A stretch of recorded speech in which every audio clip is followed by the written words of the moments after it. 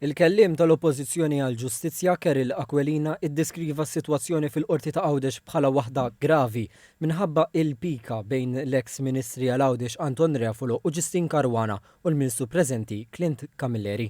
F'konferenza tal-aħbarijiet fid-Dar Ċentrali, id-Deputat Aquilina rrefera għad diversi drabi li l-eks Ministru tal-Finanzi kien semma l-proġett tal-bini ġdid tal-Qorti f'Għawdex fil-qari tal-Baġit. Wera l-fema li għandha tintrefa ir-responsabilta politika minħabba li fost l-oħrajn il-Qorti ta' Għawdex mhix aċċessibbli u sigura.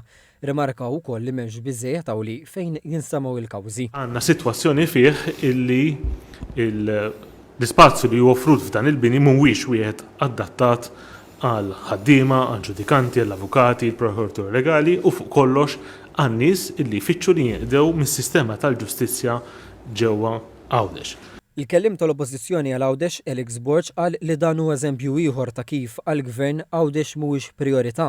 Qal li l-Partit Nazzjonalista qed jipproponi 10 azzjonijiet li qal għandhom jiġu implementati mill-Gvern minnu fih.